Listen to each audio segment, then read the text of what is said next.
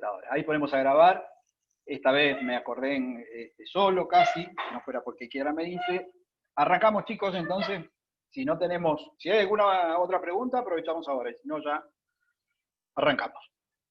Bien, recordarán que en la clase pasada, vamos a hacer siempre una pequeña recapitular hasta dónde llegamos.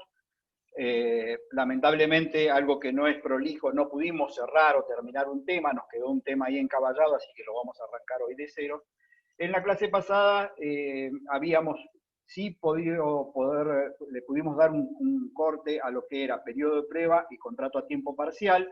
Recuerda que estamos dentro del marco de las denominadas modalidades contractuales, que hicimos esa distinción entre qué son verdaderamente modalidades del contrato de trabajo y cuáles no. Estamos por las cuales no, digamos. Hemos empezado por aquellas que, como el periodo de prueba, es la forma en que se presume celebrado el contrato por tiempo indeterminado de prestación continua, 3 meses, y vimos todas las características del 92 bis, y luego desarrollamos con extensión el contrato a tiempo parcial, que es el famoso 92 ter, que dijimos que es un aditamento, algo que yo le puedo poner o sumar a cualquier modalidad contractual. Es decir, puedo pactar cualquier tipo de vínculo de contrato laboral, siempre hablando en el ámbito del derecho laboral privado, y la extensión de la carga de la jornada es lo que puedo pactar de manera parcial. Siempre que sea por debajo de las 2/3 partes de la jornada del establecimiento, de la jornada de la actividad, se entiende que hay contrato a tiempo parcial y vimos todas las características del 92. Hasta ahí, temas cerrados de la clase pasada. Pero comenzamos con esta nueva forma que está dentro de las modalidades también, porque se agregó el famoso artículo 102 bis ahora, esta nueva forma que no es una modalidad contractual, sino que ahora ya no es la extensión de la jornada, sino es el lugar donde voy a cumplir con la jornada. El famoso teletrabajo. ¿Se acuerdan que la clase pasada comenzamos un poco a explicar los alcances de la nueva ley de teletrabajo? Y no pudimos darle un cierre a ese tema, entonces lo vamos a retomar casi de cero, con algo visto de la clase pasada, pero muy menor. Dijimos que uno de los problemas que va a plantear el tema de la regulación del teletrabajo en nuestro país es que estamos, producto de la pandemia, muchas actividades ejecutando tareas de teletrabajo en un contexto casi sin regulación. Es decir, no tenemos una disposición legal de fondo sobre teletrabajo vigente en este momento, y tenemos ya hace 4 o 5 meses mucha gente ejecutando tareas desde su casa o desde algún lugar que no es el propio establecimiento. Y va a pasar que en algún momento, porque obviamente vamos a salir de esta pandemia, todavía no sabemos cuándo, pero vamos a salir. Recuerden que la ley de teletrabajo tiene una entrada en vigencia prevista 90 días con posterioridad a que termine o culmine el aislamiento social preventivo y obligatorio. Es decir, tenemos una ley sancionada, promulgada, no reglamentada todavía, porque el Ministerio de Trabajo tiene también 90 días desde la publicación en el Boletín Oficial para su reglamentación, no tiene la reglamentación, ni está vigente. Entonces ustedes dirán, bueno, si hay tantos no, ¿por qué la estudiamos? Sí, la estudiamos porque obviamente en algún momento va a estar vigente, y como la cursada nuestra termina en diciembre, es posible que entre a regir para el cuatrimestre que viene y ustedes ya no la puedan estudiar a las disposiciones. Entonces, por eso es que la estamos estudiando, pero con estas salvedades. La ley está publicada, su entrada en vigencia es 90 días posterior a que se termine el aislamiento social preventivo obligatorio, y necesita todavía la reglamentación, que va a estar dentro de los 90 días de que fue publicada la ley. Entonces, cuando la reglamentación esté, así no estemos cursando, yo me voy a ocupar de difundirla, de ponerla en la PERCO para que también la puedan acceder, y con algún comentario respecto a esto. ¿Qué alcanzamos mínimamente a ver la clase pasada? Que esta ley lo que hizo es, generó una modificación en la ley de contrato de trabajo, introdujo un nuevo artículo 102 bis, que no dice mucho, sino que define el teletrabajo como el trabajo en relación de dependencia, que está en el 20 y 21 de la Ley de Contrato de Trabajo, pero ejecutado fuera del establecimiento. Y dice que la regulación o la reglamentación vinculada con esta actividad van a surgir de una ley especial. Pues bien, esa ley especial es justamente la denominada Ley de Teletrabajo, que es la que ahora vamos a compartir y vamos a analizar entre todos. Ahí está el 102 bis agregado en la propia ley, y aquí es donde aparece, a partir del artículo 3, las distintas reglamentaciones que tienen y los alcances que tiene la ley. Yo había simplemente mencionado en algunos temas polémicos que ustedes seguramente también han seguido por el efecto que esto tuvo de difusión masiva cuando se aprobó la ley, algunas voces bastante en contra, otras a favor. Se han dicho algunas cuestiones que no son verdaderamente desde el punto de vista técnico, como por ejemplo que alguna afirmación que se hizo en medios es que en el mundo el teletrabajo no está regulado, sino que se permite libremente que se ejecute como una actividad tal para facilitar las prestaciones, sobre todo de las nuevas generaciones. Esto no es así. La Comunidad Económica Europea tiene desde el año 2001-2002 recomendaciones específicas sobre las cuestiones esenciales del teletrabajo, y entre ellas el derecho a la desconexión, que es un derecho que vamos a ver que también está garantizado en nuestra ley. Entonces, primer cuestión que tenemos que afirmar categóricamente desde el punto de vista técnico estamos hablando, es que no es cierto que el teletrabajo no esté regulado a nivel mundial. Ahora, sí es cierto, de algunas de las críticas que se hicieron generales, que a nivel mundial se han tomado dos opciones o caminos diferentes. Algunos países han dejado esto a resulta de que los convenios colectivos sean los que acuerden para cada actividad cómo es que el teletrabajo se va a ejecutar, y otros países lo han hecho por vía legal, es decir, por una ley general. Nuestro país lo ha hecho por vía de una ley general, pero a su vez van a observar que la propia ley remite en muchos supuestos a que sean los convenios colectivos los que terminen de reglamentar cómo es que se va a aplicar el teletrabajo. Es decir, hemos tomado no un sistema independiente, sino ambos sistemas, una ley y remisión a los convenios colectivos.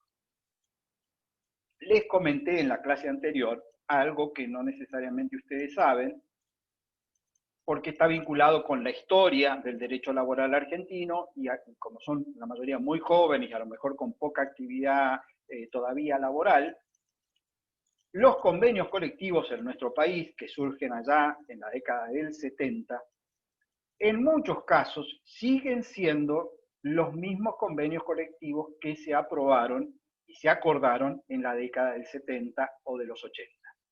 ¿Esto qué quiere decir? Que modificar los convenios colectivos, que son de actividad y que son de alcance, muchos de ellos nacional, es muy difícil. Entonces es poco probable que esta cuestión de remitir en una ley a que sea el convenio colectivo el que regule sobre teletrabajo tenga en la práctica un efecto real en nuestro país. Insisto, esto, para que tengan una idea, el convenio colectivo de comercio, los trabajadores de comercio son la asociación sindical más representativa, es decir, que más afiliados tiene en toda la República Argentina, es el convenio 130-75. Cuando ustedes lean o escuchen convenios colectivos, van a ver un número, una barra y otro número. Eso significa el número del convenio colectivo, que es el primero, 130, barra 75 quiere decir que es del año 75. El convenio colectivo de los trabajadores de empaque de la fruta fresca de Río Negro y Neuquén es el convenio 1/76, es el convenio número 1 del año 1976. ¿Qué quiero significar con esto? Que en el modelo que ha tomado nuestro país, es decir, lo hago por una ley, pero a su vez lo dejo en convenios colectivos, es muy altamente probable que sea la ley la que dé el alcance y la que rija la actividad, y muy pocas modificaciones se introduzcan por convenios colectivos, salvo en aquellas actividades más dinámicas, más nuevas, cuyos convenios colectivos sí tienen cambio o están todavía sin sancionar porque todavía es una actividad no convencionada, entonces ahí sí puede que se le incorpore o se incluya algo vinculado con el teletrabajo. Voy a hacer un paneo de la ley, tratando de que esto no nos lleve más de 30 minutos para las 5 estar entrando en modalidades, pero es necesario, como es una ley nueva y no van a encontrar mucho material, yo lo que ha habido de doctrina ya lo subí a PERCO, lo que está publicado y lo que esté nuevo voy a seguirlo actualizando, pero como no hay mucho material, vamos a hacer un paneo tratando de que no sea muy tedioso. Derechos y obligaciones, obviamente la ley ratifica algo que casi no tendría sentido que diga. El teletrabajador, es decir, quien ejecuta su trabajo fuera del ámbito de la empresa, tiene los mismos derechos y obligaciones que quien la ejecuta dentro de la empresa. O sea, no por el hecho de que esté trabajando en su casa no quiere decir que sus derechos y obligaciones vayan a verse menguados o modificados. Un tema, el artículo 4, que sí es importante y que dije que es de los temas polémicos de esta ley, es que la ley obliga a que se fije una jornada determinada y que se la fije por escrito. Les había comentado que este contrato, a diferencia de los contratos de trabajo en general, que son no formales, exige la forma para la validez, exige de que se realice por escrito, y van a ver en los artículos finales que exige la comunicación, una especie de registración ante la autoridad de aplicación. Es decir, que quien celebre un contrato de teletrabajo cuando esta ley esté vigente, lo va a tener que hacer por escrito y va a tener que comunicar al Ministerio de Trabajo por ahora de la Nación, porque es la autoridad de aplicación. Entonces, volvemos al 4, el artículo lo que dice es que la jornada debe ser pactada previamente por escrito en el contrato de conformidad con los límites legales convencionales, tanto en lo que respecta a lo convenido por hora como por objetivos. ¿Por qué ese artículo 4 ha traído críticas por parte de los empresarios?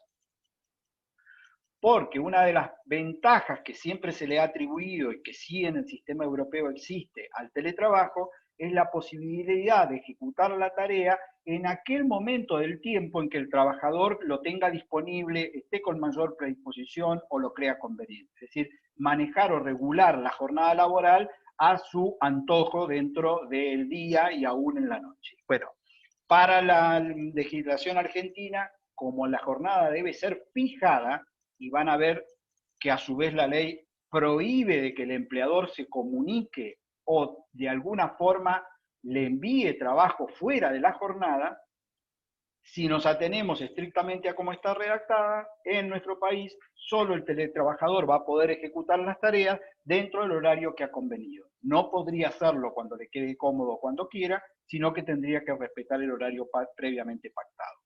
Dice este segundo párrafo, las plataformas y o software utilizados por el empleador a los fines específicos del teletrabajo y registrados según lo establecido en el artículo 18, deberán desarrollarse de modo acorde a la jornada laboral establecida, impidiendo la conexión fuera de la misma. Es decir, que el software debe limitar la posibilidad de acceso y la posibilidad de recibir cualquier tipo de indicación vinculada con el trabajo, si no es en el horario que ha sido convenido o pactado. Esto es de la rigidez de la cual los empresarios se han quejado luego de que se aprobara la ley.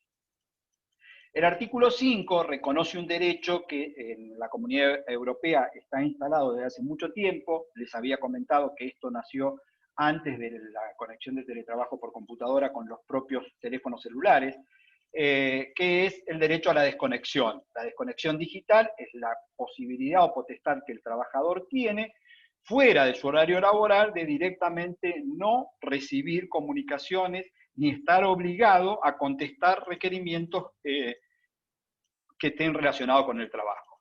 Esto tanto fuera de la jornada como, por supuesto, en sus descansos, ya sean semanales o descansos anuales, debe serle garantizado el derecho a la desconexión. Dice el último párrafo ahí la última línea, no podrá sancionarse a nadie por hacer uso de este derecho, lo que es obviamente lógico, es traspólenlo, olvídense del teletrabajo. Si yo soy un trabajador que cumplo funciones en la empresa, no soy un teletrabajador, cumplo funciones en la empresa, termino mi jornada y me voy, y viene el empleador y me dice, che, tenés que hacer tal cosa. Yo digo, no, estoy fuera de mi jornada, ¿me va a poder sancionar por eso? No, no me va a poder sancionar. Bueno, lo del teletrabajo lo reitera, pero es un absurdo. Si la tarea está fuera del horario, no tengo por qué ejecutarla. En el artículo 6 se introdujo algo que sí es novedoso en derecho comparado, no lo tiene Chile, no lo tiene Brasil, no lo tiene, diría que España, que es este tema de las tareas de cuidado. Las personas que trabajen bajo esta modalidad, dice, y acrediten tener a su cargo de manera única o compartida el cuidado de personas menores de 13 años, personas con discapacidad o adultos mayores que convivan con la persona trabajadora, y que requieran asistencia específica, tendrán derecho a horarios compatibles con las tareas de cuidado a su cargo a interrumpir la jornada. Cualquier acto, conducta, decisión, represalia o obstaculización se va a entender como un acto de discriminación. ¿Esto por qué? Porque cita, remite a la ley 23.592, que ya lo vimos cuando vimos el principio de no discriminar, es la ley antidiscriminación. Este artículo también ha recibido críticas. Hay algunos sindicatos que lo que dicen es que el artículo, lejos de proteger, lo que va a hacer es sacar del mercado laboral a los trabajadores que vayan a querer exigir esto, porque el empleador no se va a prestar a estas interrupciones de jornada. Esto hay que ver cómo opera en la práctica y qué alcances reales termina teniendo. Y es algo que también la reglamentación seguramente se va a expedir. Pero es una novedad. Se incorpora un derecho específico a una jornada convenida, distinta, partida, cuando tenga menor de 13 o personas a cargo y cuidado. El artículo 7 sobre voluntariedad es algo que va de suyo, se sabía, y de hecho en el mundo es así. Si yo soy un trabajador con asistencia presencial a la empresa donde ejecuto la tarea y voy a pasar a ser un teletrabajador, necesariamente tiene que estar mi conformidad para cambiar el lugar donde voy a ejecutar la tarea. ¿Y esto por qué? Porque es una modificación de condición esencial del contrato. O sea, si yo fui contratado para hacer la tarea en la empresa y no necesito más que trasladarme a ese lugar y ejecutarla, obviamente hay una variación sustancial si a partir de mañana esa tarea la tengo que hacer en mi casa, tengo que ver si tengo la instalación adecuada, si cuento con alguien que cuide o no a los chicos, si dispongo de un espacio que sea confortable, todo eso. Entonces el teletrabajo como tal requiere de la conformidad. Esto no es un problema, esto a nivel mundial es así, esto no ha sido un cambio de Argentina, la voluntariedad. Ahora, el problema con esto es más que nada el artículo 8, que es la reversibilidad. ¿Qué es esto? Es la de volver al estado anterior. Y aquí hay dos situaciones distintas. A ver si soy claro para que no se confunda. Si yo soy un trabajador que vengo haciendo las funciones dentro de la empresa y acuerdo pasar a ser un teletrabajador, ese es un supuesto.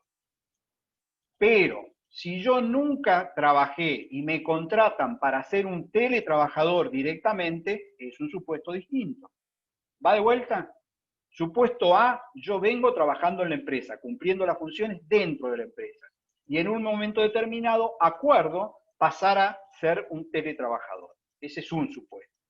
O puede ocurrir, otro supuesto totalmente distinto, yo no trabajaba para esa empresa, me contratan con la condición de que lo haga con teletrabajo. Es decir, nunca cumplí funciones adentro de la empresa, sino que apenas nació la relación laboral, nació como teletrabajador. Son dos supuestos diferentes. En el supuesto A, la ley dice que hay reversibilidad automática. Es decir, que si el trabajador de presencia física en la empresa acuerda ser un teletrabajador, puede a su solo requerimiento volver a trabajar en la empresa. ¿Se entendió esto? Si el trabajador que estaba cumpliendo funciones en la empresa acepta y acuerda ser un teletrabajador, puede a su sola decisión revertir esa situación y volver a trabajar en la empresa. Dice, el consentimiento prestado por la persona que trabaja en una posición presencial para pasar a la modalidad de teletrabajo podrá ser revocado por la misma en cualquier momento de la relación. En tal caso, el empleador deberá otorgar tareas en el establecimiento en el cual las hubiera prestado anteriormente, o en su defecto, en el más cercano al domicilio del dependiente en el cual puedan ser prestadas. Llego ahí, no digo el último párrafo. ¿Qué es esto? Yo trabajaba en la empresa, acordé irme a hacer teletrabajo. Estoy haciendo teletrabajo y le digo a la empresa, voy a revocar esta decisión, quiero volver a la empresa. ¿Qué puede ocurrir? Que el establecimiento donde yo trabajaba no esté más, porque se cerró. Entonces, la ley dice, bueno, en el mismo y si no, en el más próximo. Pero miren lo que dice el último párrafo. Salvo que por motivos fundados resulte imposible la satisfacción de tal deber. ¿Cuáles serían los motivos fundados? ¿Por qué motivos podría yo decir? ¿Por qué no tengo más establecimiento? ¿Porque cerré todos los establecimientos? ¿Podría ser eso una causal? No sé si entienden. Luisina está con cara así como, o pensando, o... Esto Puede es... ser, profe. ¿Escucho? Profe, Sí, sí, escucho. Alguien me quería preguntar algo. ¿puede repetir? Sí, Yarel, repito. ¿Era la pregunta esa o alguien tenía algún comentario respecto a lo que estábamos hablando? Va de vuelta. Dos situaciones distintas. Yo trabajo en la empresa y acuerdo pasar a ser un teletrabajador. Estamos en esa. Yo ya trabajaba en el lugar físico, pero acordé pasar a trabajar de teletrabajo en mi casa. Cuando estoy trabajando en casa, pasa X tiempo, no importa cuánto, porque la ley no dice cuánto, y yo resuelvo revertir la situación y decirle a mi empleador, no quiero ser más un teletrabajador, quiero volver al establecimiento, quiero volver a trabajar en el establecimiento. ¿Eso es posible? Sí, es un derecho que le ha dado la ley al trabajador. Pero la misma ley se ocupa de decir, bueno, va a tener que volver donde cumplía las tareas, y si eso no fuera posible, ya sea porque no exista más, porque se cerró, o porque en el puesto no hay capacidad en el lugar para que la cumpla, en el establecimiento más cercano. ¿Qué presume eso? Que esta empresa tiene más de un establecimiento, no que es el kiosco de la esquina que tiene solo el kiosco. Es una empresa, presume una empresa con más de un establecimiento. Entonces, el más cercano al domicilio del trabajador. Pero tiene un párrafo que es un párrafo bastante indeterminado y que va a generar mucha polémica, que es, salvo que por motivos fundados resulte imposible satisfacer tal deber, la satisfacción de tal deber. ¿Qué es esto? Que el empleador diga, mirá, de manera fundada te aviso que no vas a poder volver a trabajar, ¿por qué? ¿Y qué va a ser un motivo fundado? Que no tengo más el establecimiento, que aún en el establecimiento lo sigo teniendo, pero no tengo una oficina para vos, porque incorporé personal nuevo. Y ahí lo va a tener que, profe, Sí, escucho. bueno, y eso se puede decidir un juez, si diera el caso. Claro, pero Bruno, si tenemos que judicializar Sí. todo porque la norma no es clara, realmente pasa lo que nos ocurre en nuestro país, que tenemos una alta conflictividad. Y el trabajador muchas veces no dispone ni de la energía ni de las ganas de terminar con un conflicto permanente con su empleador. La norma le dio esta opción, pero a su vez ha dejado abierta una puerta que puede ser una puertita, una ventana o un ventanón, depende cómo se lo interprete. Perdón que Manuel estaba aportándome algo que le anda mal en el micrófono. Una vez acordado con los empleados de teletrabajo, las instalaciones de la empresa cambian, por lo que ya no se puede volver a la situación anterior. Sí, es lo que estábamos diciendo, Manuel, esa podría ser una situación. Cambia de lugar, se cierra, no está más en la zona, pero yo sigo siendo un teletrabajador, cumplo funciones acá, pero la sede que estaba en Neuquén Capital la levantaron. Se fueron a Comodoro, se fueron a Buenos Aires. Entonces, ¿dónde voy a ir a trabajar si no tiene sede? ¿Será eso razón suficiente? ¿O podrá venir, como dice Bruno, y ser esto una cuestión judicial y decir después, mire, no me venga con la piolada. Usted, por más que no tenga la sede, abre una nueva sede porque este trabajador tiene derecho a trabajar en el lugar donde cumplía las funciones. No me parece que sea motivo fundado que usted haya cerrado, o no me parece que sea motivo fundado que usted tiene 3 oficinas y no tiene una oficina para este teletrabajador. Adquiere una cosa más grande. O sea, ¿me entienden a dónde voy? Va a generar ruido porque la norma ha permitido la reversión, pero a su vez deja este último párrafo de los motivos fundados que no se saben cuáles pueden llegar a ser. Profesor, ¿Escucho? Desde el punto de vista de alguien que quiere comenzar un emprendimiento y quizá no tiene el capital suficiente para poner un lugar de trabajo físico para que el trabajador tenga que ir, ¿cómo hace ese tipo de gente? O sea, porque quizá no puede cubrir todos los costos y el trabajador quizá no puede trabajar. O sea, el resto de trabajadores que quizá sí prefieren trabajar por teletrabajo. Entiendo, Valentino. En realidad esa es parte de la crítica que se le hace a la norma, que al ser tan estructurada y tan rígida, lejos de generar nuevas fuentes laborales, va a repeler la toma de empleo. Eso es parte de lo que el empresariado está sosteniendo. Es polémico, no quiero tomar postura porque la verdad que no me parece.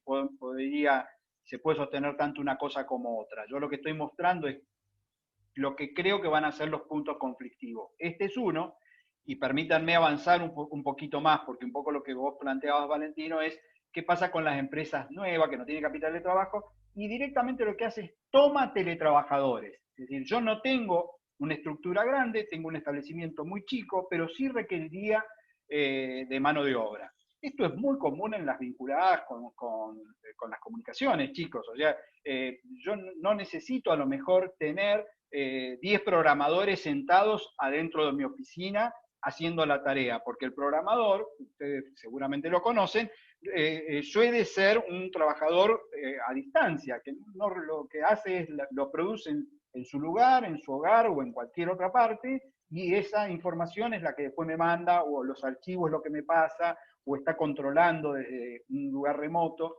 Entonces, si yo contrato a un teletrabajador como tal, o sea, inicio el vínculo como teletrabajo, ¿puede ese teletrabajador después decirme quiero ir a trabajar a la empresa? Este es el supuesto 2, digamos.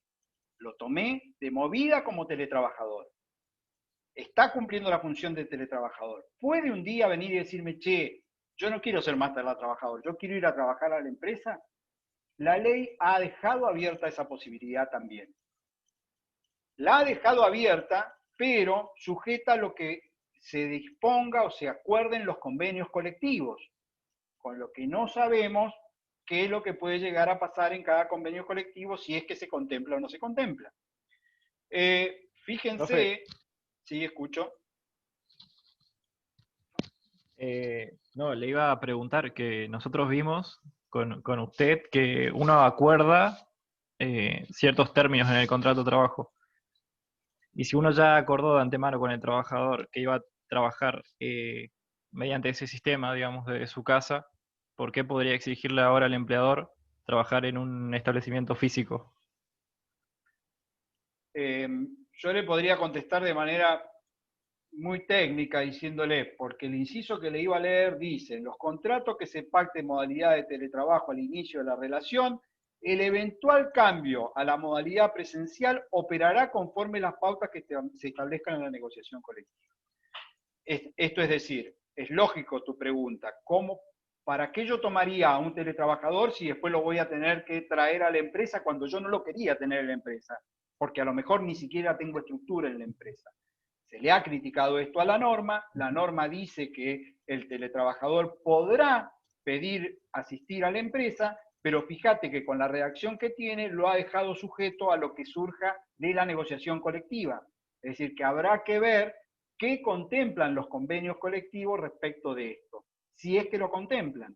La pregunta que ya nos estamos haciendo y que se hace la doctrina es, bueno, y si el convenio colectivo no contempla nada, como hoy no contempla casi ninguno nada respecto de esto, ¿eso qué implica? ¿Que lo mismo me puede exigir o que no me lo puede exigir? No sé si entendiste, Bruno. Sí, sí. Hay alguna doctrina, muy poquita todavía sobre este artículo, sobre teletrabajo, estoy hablando en general, pero los primeros que están interpretando dicen, bueno, si no hay una disposición convencional que regule cómo sería la posibilidad de que trabaje físicamente en la empresa, pues no lo va a poder exigir. ¿Por qué? Porque la norma lo que ha dejado es que esto se negocie en convenio colectivo. Y si no está negociado o no está acordado, se entiende que no hay posibilidad de vuelta. Eso tendría alguna lógica con el razonamiento que hacía Bruno. Si yo tomé a alguien para teletrabajador, porque a lo mejor no tengo estructura en la empresa y sí tengo trabajo para que lo haga fuera de la empresa, ¿qué sentido tendría que después esa persona me pueda exigir ir a trabajar al establecimiento? Se parecería que no tiene mucha lógica. Bueno, la ley lo ha dejado previsto como una posibilidad en la medida que la negociación colectiva sí lo contempla. ¿Avanzo o hay dudas con esto? Igual ahí, profe, podríamos plantear los principios del trabajo, Sí. que tiendan a proteger al teletrabajador, porque si bien hay una duda, podríamos plantearlo por ese lado. Si la norma en definitiva no Es expresa una nada. alternativa, sí, por supuesto, es una alternativa. Ahora, en este caso no parecería haber una duda, sino que hay una resolución expresa, que es que sea por negociación colectiva que se acuerde. O sea, el problema es, no se acordó en negociación colectiva. Bueno, ¿cómo se interpreta el que no se haya acordado en negociación colectiva? Habrá que estar a la interpretación que del instituto haga en su momento el juez, y puede que diga, bueno, lo mismo tendría que volver a trabajar al establecimiento donde nunca trabajó. Esto, insisto, lo que está generando, todavía no tenemos la ley vigente, es mucho ruido en los empresarios. ¿Por qué? Porque el empresario lo que plantea es, ¿para qué voy a correrme el riesgo de tomar un teletrabajador si dentro de 3 meses esa persona me va a poder exigir venir a trabajar a la empresa cuando yo no tenía lugar para darle a la empresa? Entonces eso es lo que genera bastante dolor de cabeza. Perdón que tengo... ¿Qué pasa si el convenio colectivo no se contempla nada? Ah, sí, ahí entendió. Bueno, listo. Me llegó la pregunta cuando ya veníamos hablando. Bueno, sobre los elementos de trabajo, los debe obviamente suministrar el empleador. Esto está regulado en la ley, pero surge de la propia ley contrato de trabajo. Es de lógica que todas las herramientas que yo necesito para ejecutar una tarea me las tiene que proveer el empleador. Si yo trabajo en una oficina presencial, o sea, estoy en la empresa, en el establecimiento, ¿quién pone la resma de papel? ¿Quién pone la brochadora? ¿Quién pone la computadora? El empleador, porque son herramientas laborales. Y si no fuera una tarea administrativa y yo trabajo en una chacra, ¿quién es el dueño del tractor, de la tijera para podar? El empleador, porque son herramientas. Aquí lo que hace la ley es ratificar que esas herramientas, ya sea tanto el hardware o el software, porque estamos hablando de la utilización de las TIC para las vinculaciones de teletrabajo, deben ser puestas por el propio empleador. Y en caso de daños o roturas normales por uso, obviamente deben ser repuestas y deben ser satisfechos esos gastos por el empleador.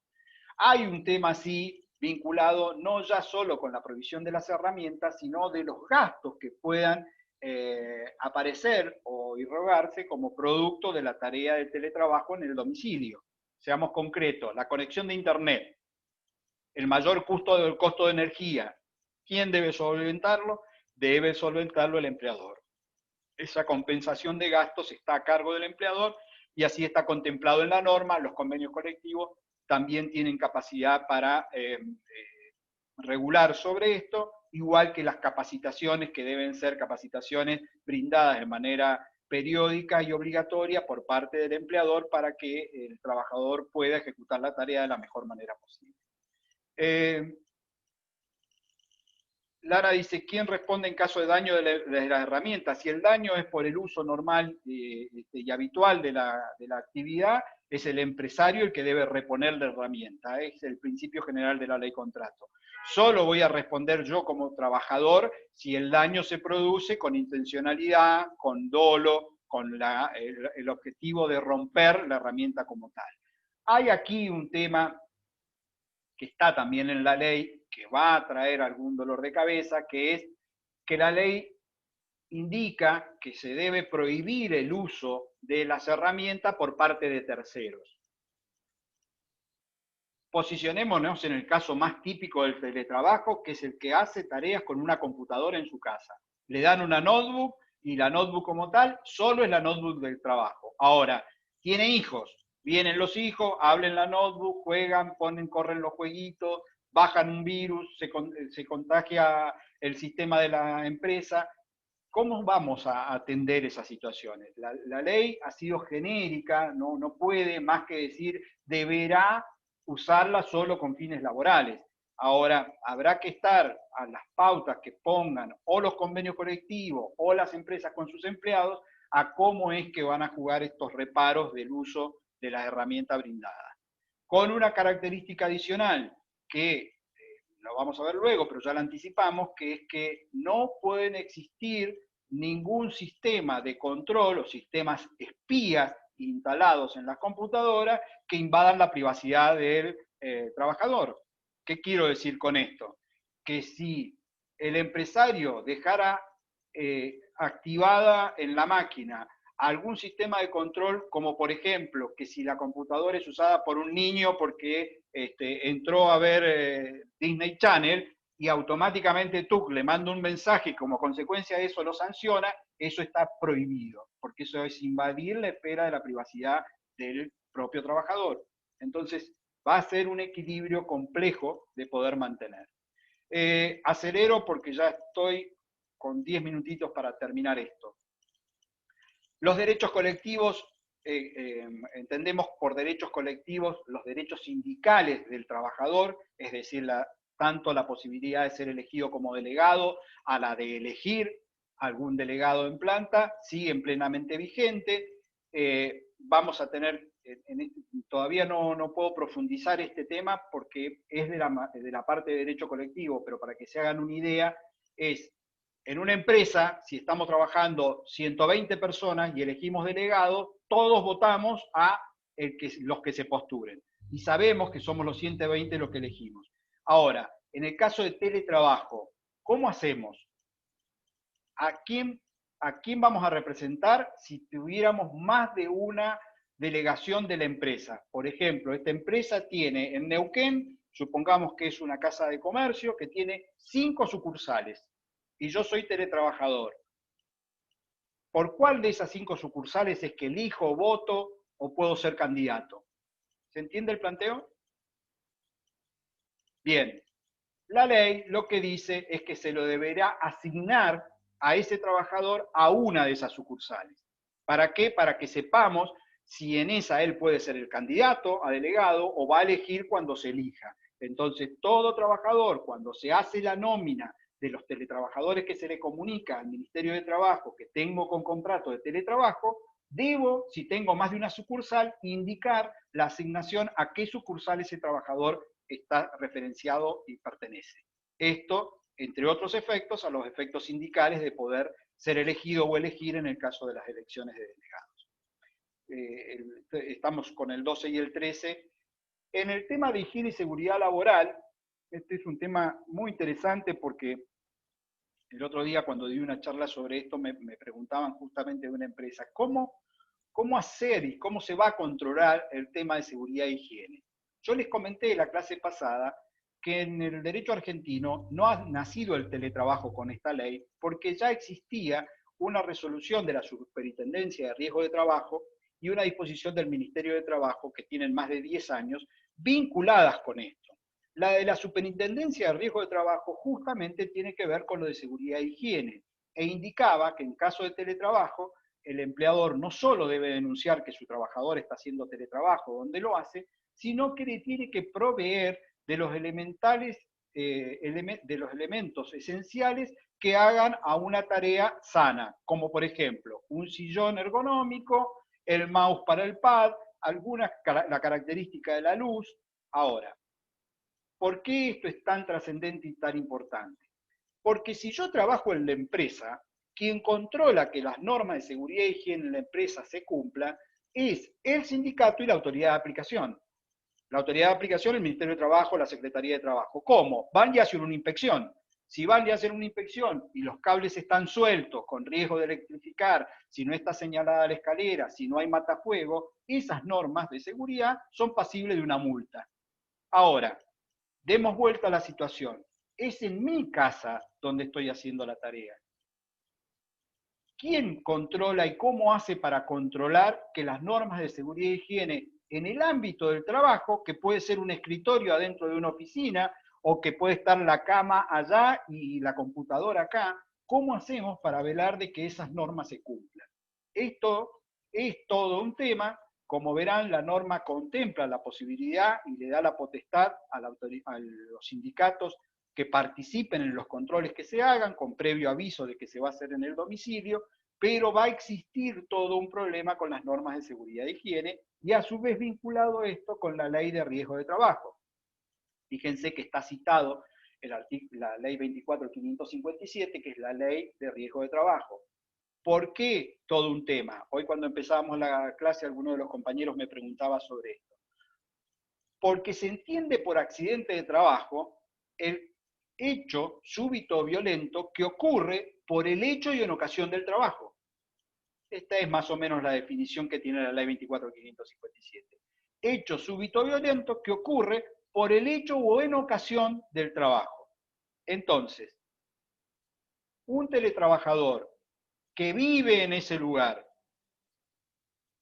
y que está en horario de trabajo, como ya dijimos que lo tiene que fijar, ¿cualquier hecho súbito o violento que sufra es un accidente de trabajo? Bruno pone cara sí, puede ser. Valentino pone cara, estoy pensando. No vimos todavía ese tema, ¿no? Accidente de trabajo.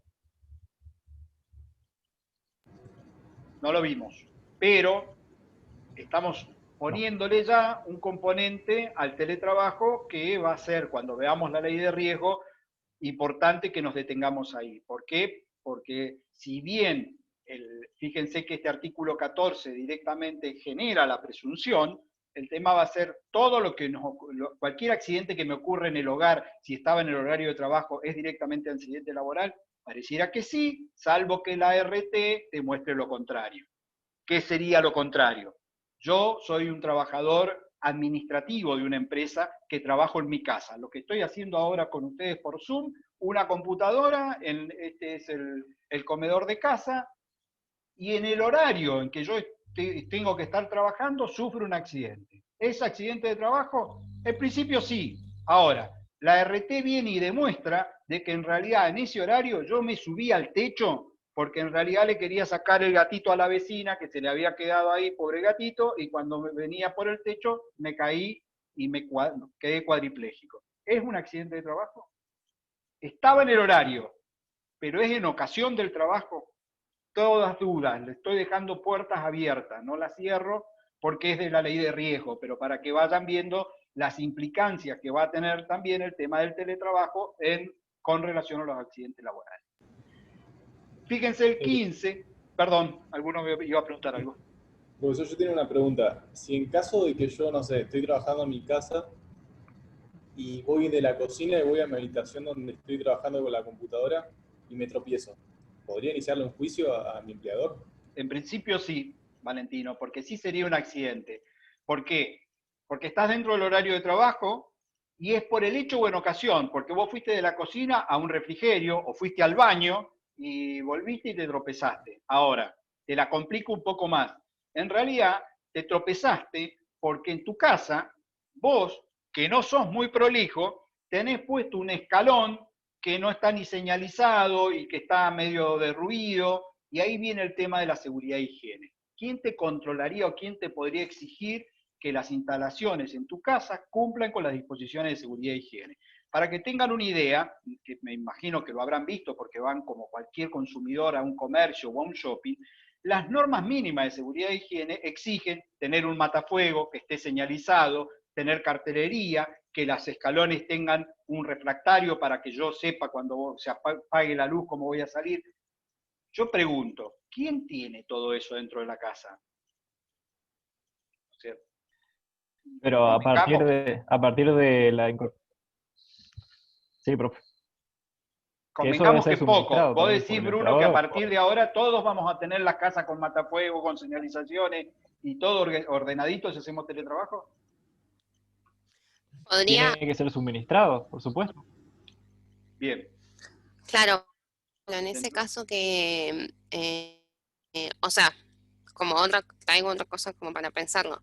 Por ejemplo, que nos brindan todos los elementos necesarios de seguridad, nosotros tengamos como en óptimas condiciones.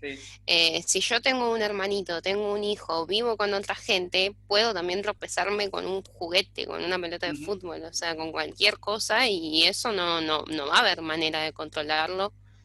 ¿Cómo haría el empleador para controlar que no exista un riesgo adicional más allá de haberte brindado el matafuego, el refractario, pone esto, el sillón y el pad, hace tal como está. Pero como dijo Valentino, fue a la cocina, en la cocina había aceite en el piso, porque la hermana, la esposa, el esposo, el cuñado, cualquier familiar de cualquier sexo, de cualquier género, se le cayó, es un desaprensivo, no le interesó nada, lo dejó al aceite ahí, Valentino se patinó, ¡pum!, se quebró.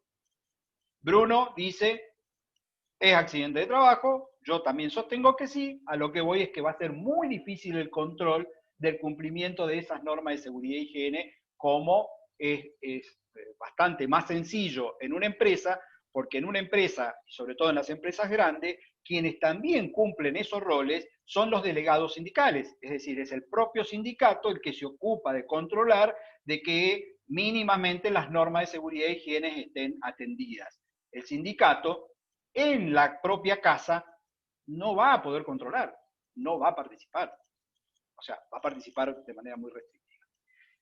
Avanzo, porque quiero salir de acá. Sistema y control, derecho a la intimidad, que es el que les decía. Los sistemas de control destinados a la protección de los bienes e informaciones de propiedad del empleador deberán contar con participación sindical a fin de salvaguardar la intimidad de las personas que trabajan a modalidad de teletrabajo y la privacidad de su domicilio.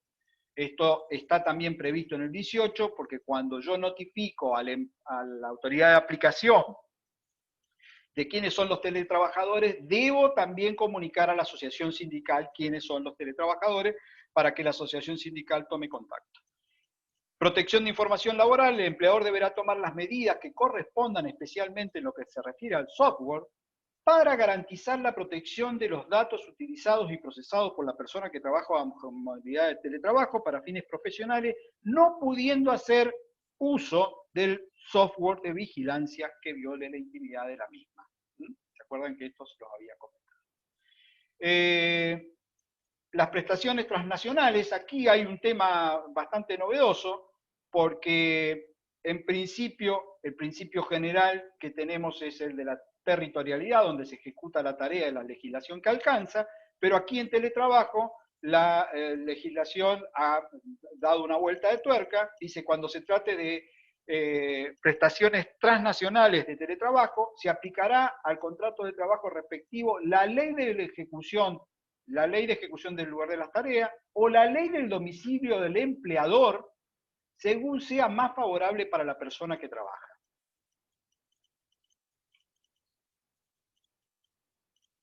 No me quiero meter en esto, hago solo la pausa. Va a ser virtualmente imposible comparar si la ley del domicilio del empleador es más favorable, y para poder aplicarla a nivel de la ley extranjera, me parece que no le veo mucha viabilidad a la norma, pero bueno. Y autoridad de aplicación, último que voy a leer, porque es importante, es el 18, registro, fiscalización.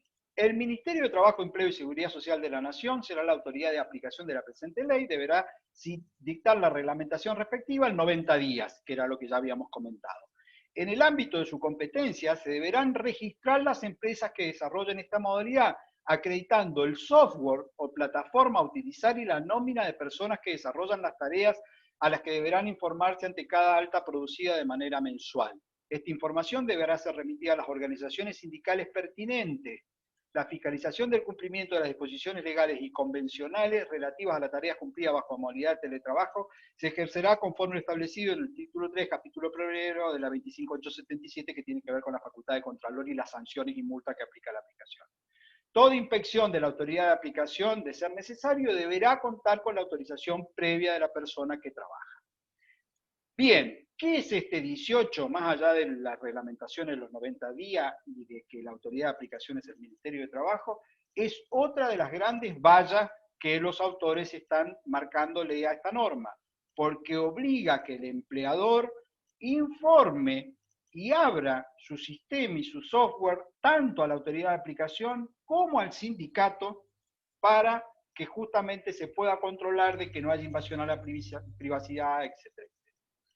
Hay muchos autores que ya advierten de que las empresas grandes, las multinacionales, difícilmente se presten a abrir y mostrar sus sistemas de operación remota, para que sean controlados por el ministerio y por el sindicato. Si esto no es posible, pues entonces no sería factible la ejecución de la tarea como teletrabajo, o si se lo hace y no se cumple con este requisito, lo que habría sería claramente una infracción a la 25877 y la posibilidad de la aplicación de las multas.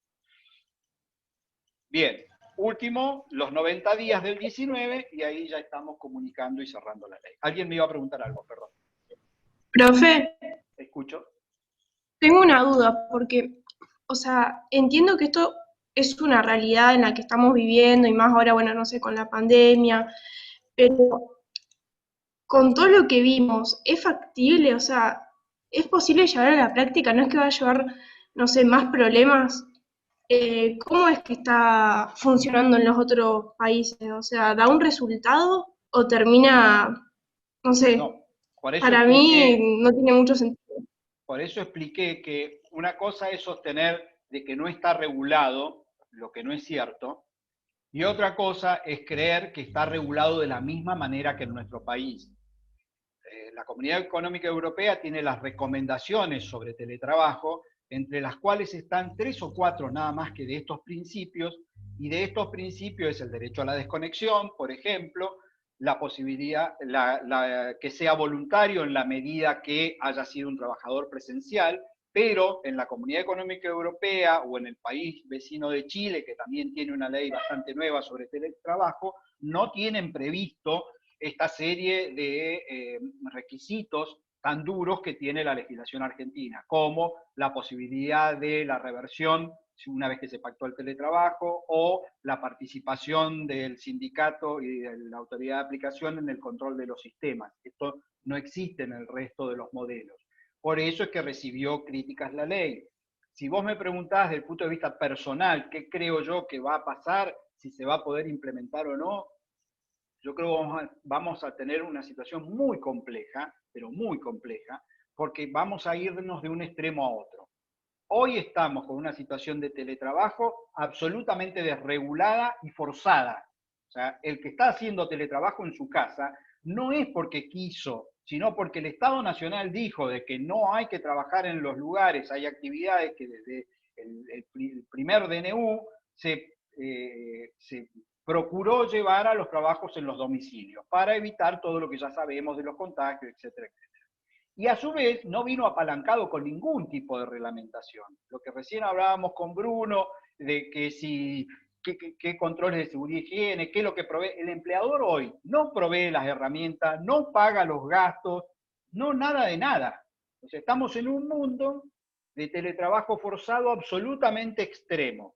Y en el medio tenemos esta ley que se aprobó muy rápido y cuando no había una necesidad porque no entra a regir, pero eso es un tema de política legislativa en el cual yo no tengo nada que ver, y la ley se va a un extremo de endurecer el vínculo por teletrabajo. Entonces, ¿dónde veo la gran dificultad? En que va a costar mucho salir de no tener nada a estar todo regulado. El propio empleador, los empleadores, en algunos casos yo creo que van a decir, por más que esté vigente la ley, sigamos como venimos hasta ahora. Y ahí vamos a empezar con la conflictividad. Y los sindicatos, obviamente, porque están para eso, porque es su rol y su función, en salvaguarda de los derechos de los trabajadores, van a pedir el cumplimiento de la ley. Y ahí vamos a entrar con esta conflictiva de la cual lamentablemente los argentinos somos súper expertos, que es que antes que se aprueben las leyes ya las estamos discutiendo. Esta todavía no rige y ya tenemos 25 opiniones en contra, 34 para un lado. Pero bueno. Profe, ¿y la solución entonces sería, digamos, la modificación de los convenios colectivos? Podríamos Claro, decir. está bien, pero ahí está buena tu pregunta, Kiara, porque nos obliga a pensar un poco. En algunos puntos la ley remite a lo que los convenios colectivos acuerden, pero como ustedes ya vieron los principios y ya sabemos lo que es orden público, ningún convenio colectivo podría regular en contra de lo que la ley está poniendo como mínimos. O sea que los convenios colectivos lo que van a poder hacer es mejorar, es ir por arriba de lo que la ley ya ha predispuesto. Pero no podría, por ejemplo, un convenio colectivo decir que un trabajador presencial en planta que pasó a ser teletrabajador no pueda tomar la decisión de revertir eso. ¿Por qué no podría prohibirlo el convenio colectivo? Porque iría en contra de lo que dice la ley. La ley dice que sí lo puede revertir. Entonces, por vía de convenio colectivo, como por vía de reglamentación, seguramente se va a aclarar un poco más el panorama, pero este piso es un piso ya controversial, que eso es lo que preocupa. Y si se escucha, por supuesto que hay que escuchar las campanas de todos los lados, pero si se escucha a los empresarios lo primero que dijeron es, en el contexto de esta ley, se va a generar poco empleo de teletrabajo. Bien. Claro. Valentino, ibas a decir algo, me pareció, ¿no? Sí, no, que quizá que desde un punto de vista de que uno quiere de proteccionalidad, quizá en algunos aspectos termina desprotegiendo más al trabajador por el hecho de que el empleador no, quizá con tantas cargas, tantos costos y regulaciones que se le genera, no termina arriesgando, no genera más fuentes de trabajo y perjudica al trabajador. Esa es una discusión eterna en los IUS laboralistas. Es una discusión que la podemos traspolar no solo al teletrabajo, sino como ya lo vimos en el caso de Rappi, Globo, Uber, las terciarizaciones. Es una discusión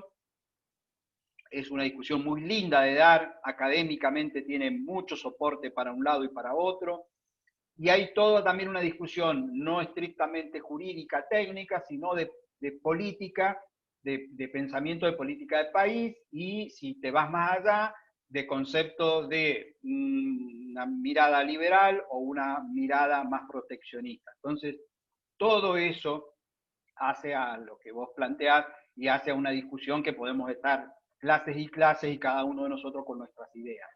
Aquí lo único que procuré en esto, porque yo enseño derecho laboral vigente, es mostrar qué es lo que ya tenemos como ley aprobada de teletrabajo y cuál es la problemática que entendemos va a tener con su aplicación. Punto. Cerramos teletrabajo. 17:01. Me pasé un minuto. Vamos acá a empezar con las que sí son modalidades, las bien llamadas modalidades contractuales, y por lo tanto nos vamos a ir a la ley contrato de trabajo y nos vamos a ir al artículo 90 y siguiente de la ley contrato de trabajo. Bien, aprovechen para estirarse un poco, como está haciendo Yarel, para despejarnos un poquito la cabeza. Y vamos a arrancar con esto de las modalidades. No pongo el grafiquito, que es muy sencillo, porque ya lo hemos repetido varias veces, pero vuelvo con ese esquema, porque es un esquema visual, que al menos que yo, que soy visual, me sirve.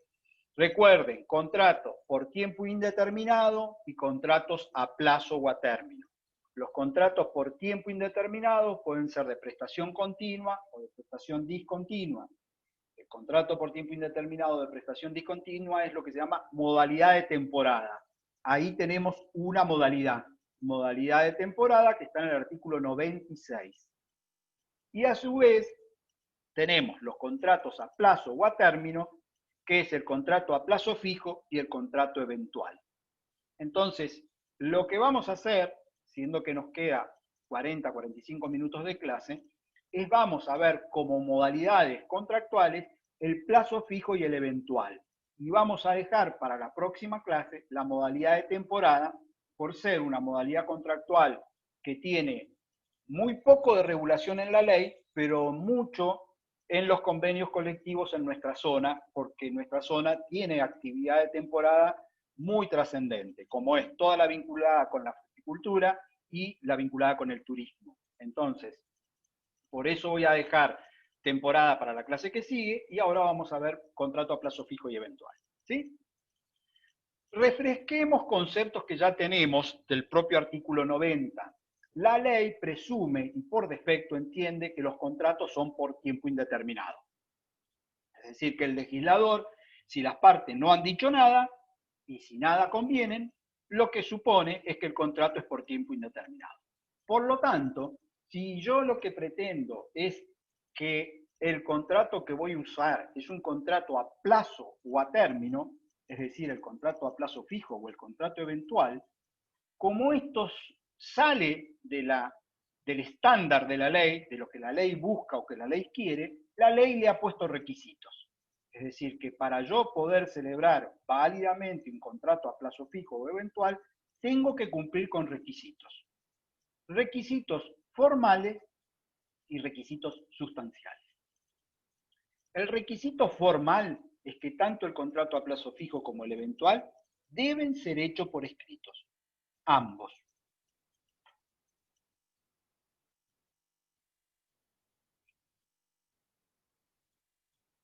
Y el requisito sustancial es el que surge del inciso B del artículo 90. ¿Qué es eso? Dice que las modalidades de las tareas o de la actividad razonablemente apreciada así lo justifiquen. Es decir, tiene que haber una justificación real de por qué es que voy a utilizar estos contratos que son una excepción. Va de vuelta. Sí, Yarel, ya te leo el pensamiento. Va de vuelta. Va de vuelta. No sé si me vas a preguntar algo puntual o que lo diera de nuevo.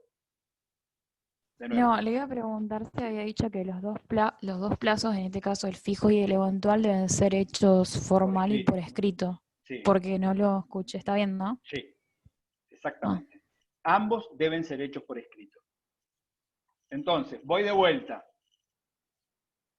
Principio general, la indeterminación del plazo. Si yo quiero recurrir a un contrato a plazo o a término, como esa es una excepción, la ley le ha puesto requisitos. Y los requisitos son formales y sustanciales. Formales es que deben ser materializados por escrito, ambos, tanto el plazo fijo como el eventual. Y sustanciales es lo que dice el 90, inciso B, que a veces cuesta entender, porque parece medio vago, pero es que exista una razón justificada a los ojos de quién, del juez, que va a ser el que va a tener que juzgar, para tomar este plazo, esta tarea ejecutada en un plazo determinado. Quédense con eso sin desesperarse, porque ahora vamos a ir avanzando con cada contrato y van a entender por qué, cuando lo vean en los ejemplos. Desarmo un poco el tema y pregunto al revés. Siendo que esta es una excepción, ¿puedo yo a mi antojo empleador tomar a alguien a 6 meses y lo hago por escrito y ya está? Lo voy a poner con un ejemplo concreto. En el estudio yo tengo 2 secretarias, Valentino me dice, che, ¿no tenés trabajo? Sí, vamos a hacer una cosa, Valentino, te voy a hacer un contrato por 6 meses. Vas a hacer lo mismo que la secretaria, ¿eh? Misma tarea, mismo horario, todo igual, pero por 6 meses. Lo hacemos a plazo fijo y por escrito. ¿Es válido eso? ¿Qué opinan? Si no lo vuelve a tomar de vuelta, sí, creería que sí. No, no lo vuelvo a tomar. Lo tomo por los 6 meses. A los 6 meses le digo, che, bien, Valentino, lo tuyo, pero ya está. Entonces, como Bruno, que había estado por ahí, pasa, che, le digo, Bruno, 6 meses te tomo, ¿te va? Y lo hacemos por escrito y lo hacemos a plazo fijo. Bien, dice Bruno. Para dale. mí no es válido. ¿Por qué, Camila? ¿Y porque en dónde está ahí la razonabilidad? O sea, ¿qué tiene que ver? O sea, no, las tareas que vos les estás dando no tienen que ver con el... Bueno, no te enojes, Camila, era un ejemplo, ya también Ah, estás no, me la denunciando al sé, Ministerio de por eso. Trabajo, ya por poco No le vas sé, a pero aplicar una multa. fíjense qué va a hacer. Bueno, ahí está, va por ahí, va por donde Camila lo está guiando. ¿Por qué? Porque no hay una circunstancia excepcional atendible que justifique la utilización de esta modalidad. Porque si va a ser la misma tarea que hacen mis secretarias, es más, yo capaz que despedí a una y empiezo a tomar a plazo fijo para hacer la misma tarea. Entonces, no se cumple con el requisito sustancial del inciso B. ¿Cómo es que se podría cumplir o en qué circunstancias se podría dar? Cambiamos el ejemplo, dejamos la situación fáctica y a los actores.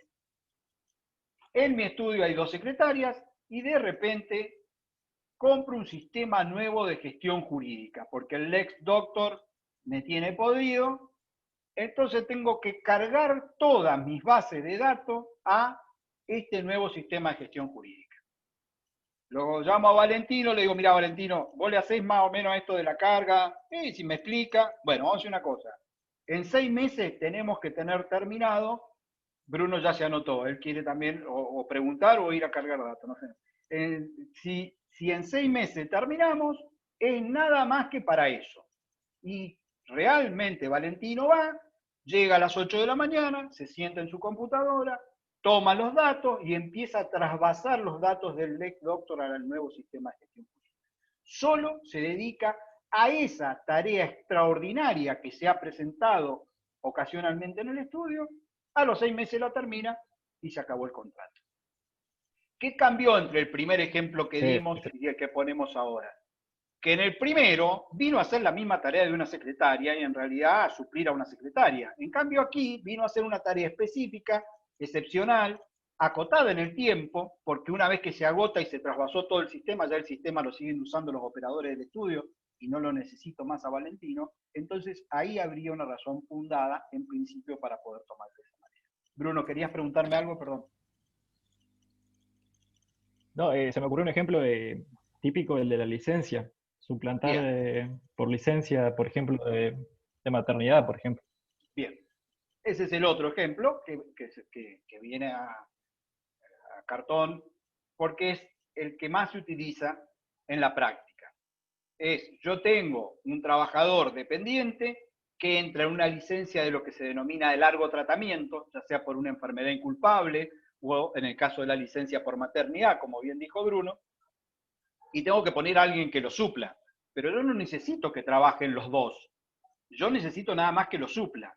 Entonces, para esa suplencia, tomo una persona que puede que la tome por un plazo fijo determinado, porque ya sé que va a durar tanto tiempo, o puede que la tome por un plazo incierto, lo que se llama un trabajador eventual.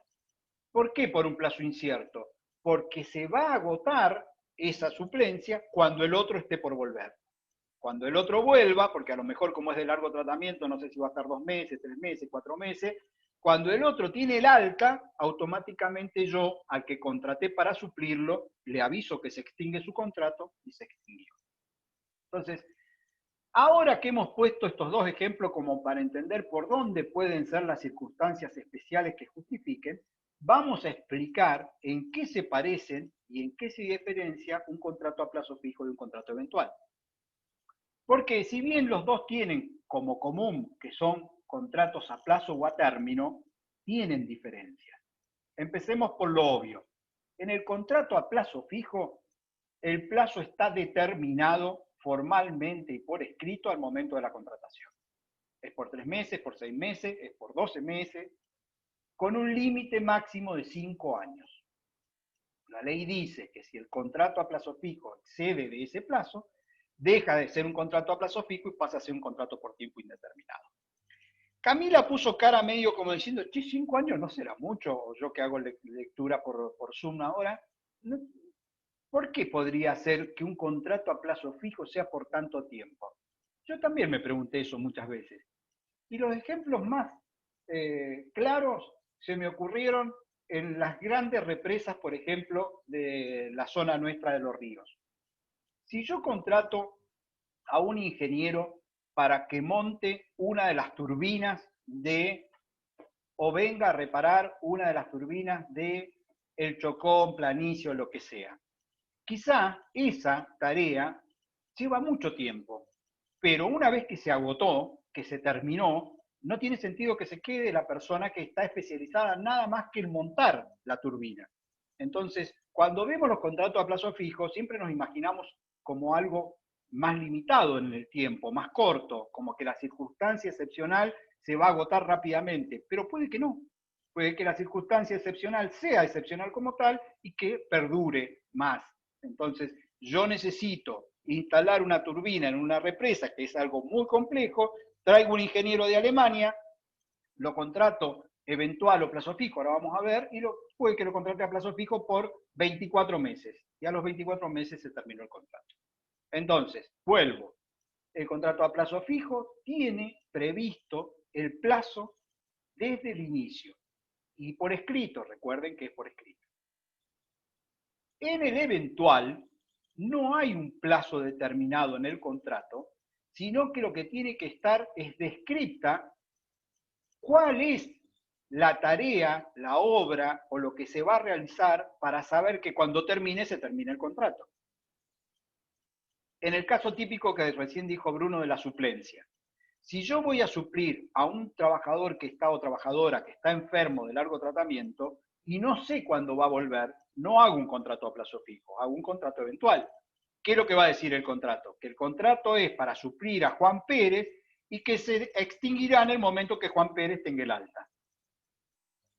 Esto de que diga el nombre de la persona que va a suplir, ya va Bruno, esto de que diga el nombre es un requisito, pero que no está en la ley contrato.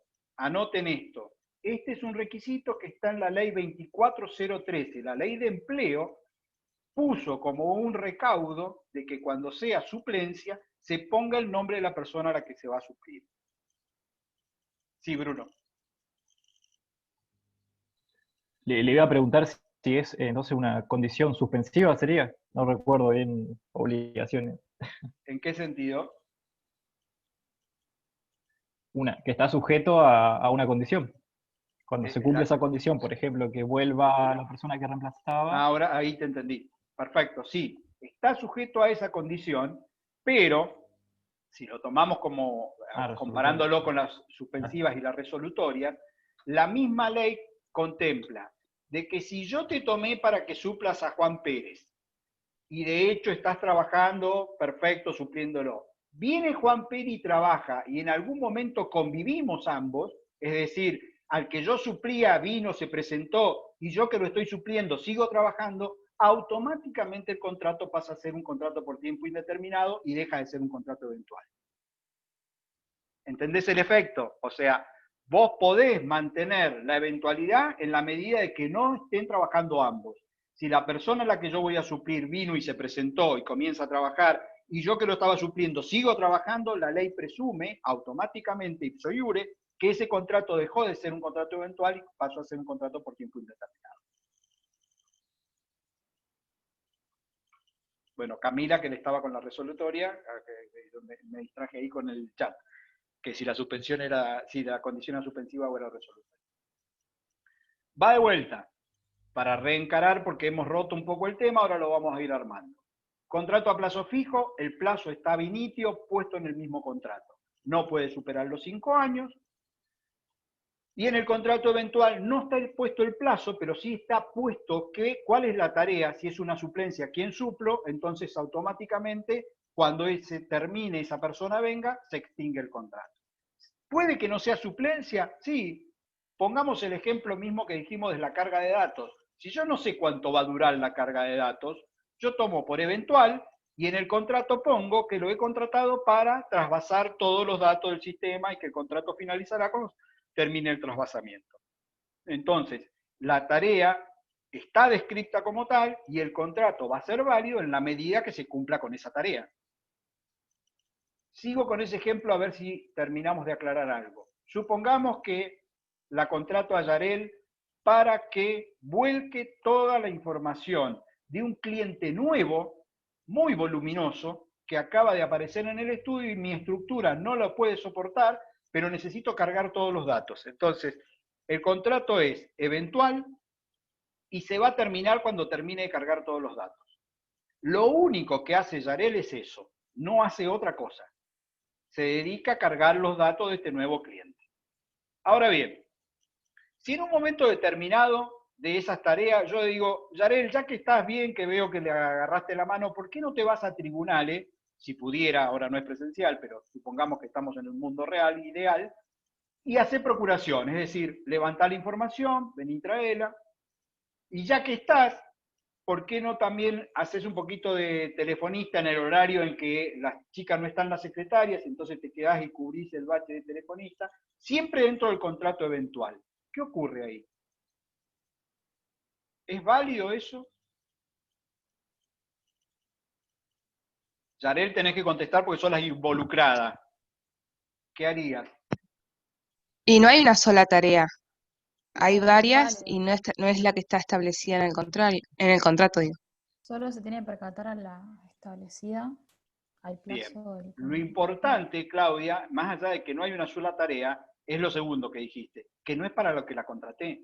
Entonces dejó de ser un contrato eventual, porque recuerden, 90 inciso B, tienen que existir circunstancias que razonablemente apreciadas justifiquen la utilización de la modalidad. Si yo estoy con un contrato eventual supliendo tareas que son de ordinario mías, claramente ese no es un contrato eventual.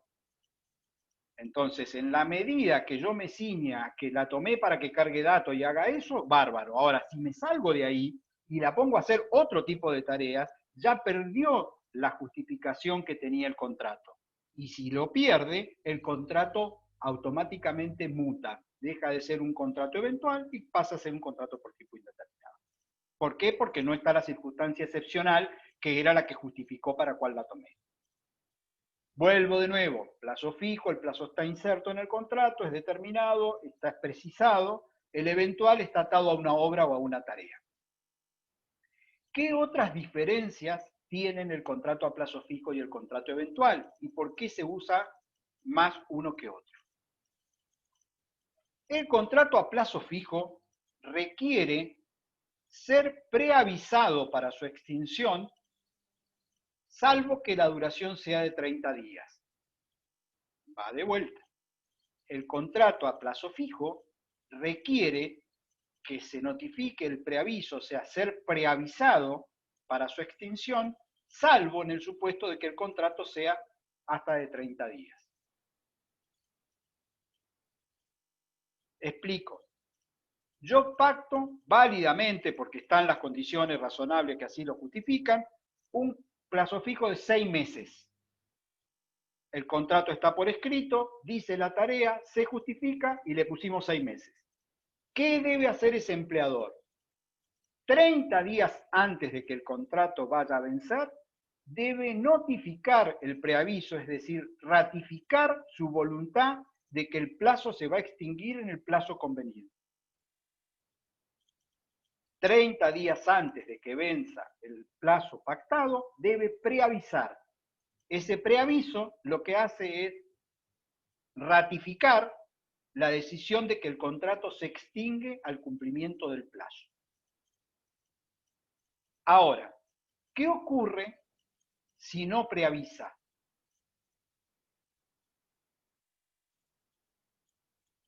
Doy la respuesta. Si no preavisa, el contrato se convierte en un contrato por tiempo indeterminado. No es que se paga, Bruno. El contrato se convierte en un contrato por tiempo indeterminado. Bruno me explicó en un léxico muy amplio que si no preavisaba, se pagaba. Eso es lo que se llama indemnización sustitutiva de preaviso, que hemos visto cuando vimos el periodo de prueba, que hemos visto para todos los otros supuestos. ¿Cómo funciona cuando no doy el preaviso? En el plazo fijo, no dar el preaviso significa cambiar el contrato, mutar el contrato y convertirlo en un contrato por tiempo indeterminado. Vuelvo con el ejemplo. Tengo un contrato a 6 meses. Si faltando 30 días no preavisé, el contrato no es por 6 meses, el contrato es por tiempo indeterminado. Yarel, ¿dónde te quedaste? Eran antes de los 30 días, tienen que preavisar. Exactamente. Bien, y si eso. no preavisa, la consecuencia no es que se contrato paga una indemnización indeterminado. sustitutiva, Sí. sino que se convierte en un contrato por tiempo indeterminado. Sí, se entendió. Ahora ¿Ok? sí. Bien. Entonces, vuelvo. ¿Por qué dije, porque lo dice la ley, que el contrato a plazo fijo debe preavisarse salvo que sea de 30 días? Porque si el plazo del contrato es de una duración de 30 días, se entiende que el preaviso ya está inserto en el mismo contrato. O sea, si yo contrato a alguien por 30 días, no tendría sentido que al día siguiente vaya y lo preavise. Entonces, si es por 30 días, no lleva preaviso. Si supera los 30 días, lleva necesariamente preaviso. Y si no preaviso, la consecuencia es que se convierte en un contrato por tiempo indeterminado. El contrato eventual no lleva preaviso. ¿Por qué no lleva preaviso el eventual? Porque normalmente no sé cuándo es que va a terminar. Si lo que dijimos que en el eventual no pudimos fijar plazo porque está atado a una obra, a una condición, a alguna circunstancia que no está claramente determinada. Entonces, ¿cómo sé si son 30 días, 50? Entonces, el eventual no lleva preaviso. Primer diferencia. ¿Me van siguiendo o no? Que no decaiga, faltan 15 minutos. No se me vengan abajo porque tenemos que salir de acá. Sí, profe. Bien, tengo un sí, con eso ya doy por aprobado y sigo. Gracias, Laura. Otra diferencia. Contrato a plazo fijo que supera el año lleva indemnización por despido, la del 247. Ahora voy a explicar, estoy dándolo así porque están anotando, al menos los que veo en pantalla, la mayoría está anotando. Contrato a plazo fijo que supera el año lleva indemnización por despido, la del artículo 247. ¿Qué es esto? Supongamos que yo celebro un contrato a plazo fijo por 6 meses. Antes de que venza, antes de que tenga que preavisar, las circunstancias por las cuales yo contraté a plazo fijo siguen vigentes y lo vuelvo a hacer por 6 meses más.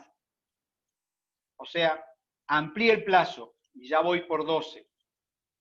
Y al año siguen las circunstancias y vuelvo a ampliarlo por 6 meses más. Es decir, este contrato a plazo fijo tuvo 3 renovaciones, pero en la sumatoria ya lleva 18 meses. Antes que se cumplan los 18 meses, 30 días antes, notifico de la extinción, doy el preaviso y extingo. Cumplí con el plazo, cumplí con preavisar, pero como superó los 12 meses, debo pagar, empleador, la indemnización por extinción del artículo 247. ¿Cuál es la indemnización del artículo 247? La mitad del 245. ¿Cuál es el 245? Es la que venimos mencionando, que es la forma en que se calcula el despido sin causa, que no la hemos explicado, no la vamos a explicar todavía, pero simplemente limítense a saber los artículos. Ese es el 50% de lo que sería un despido sin causa. Profe. Vuelvo. Sí, Kiara. Es que me perdí. Despido no es lo mismo. O sea, mismo que extinción de contrato, pero, o sea, hay algo que no me cierra y no sé, no lo entendí. Bien, voy a tratar de aclararte. Terminológicamente no es lo mismo. Extinción del contrato es finalización y puede ser de distintas formas. Las distintas formas en que se puede extinguir el contrato, una de ellas es el despido, que puede ser con causa o sin causa, pero también se puede extinguir por renuncia, también se puede extinguir por incapacidad, también se puede extinguir por fallecimiento, o también se puede extinguir por cumplimiento de plazo. El cumplimiento del plazo es una forma de extinción del contrato. En el contrato a plazo fijo, cuando yo he preavisado y se cumple el plazo, la relación laboral se extingue. Lo que la ley dice es que si ese plazo, ya sea desde origen o desde la sumatoria de las renovaciones, ha pasado los 12 meses, esa extinción se indemniza con el 247. Pero, si ese trabajador tiene un contrato a plazo fijo que dura menos de 12 meses, no lleva ninguna indemnización la extinción.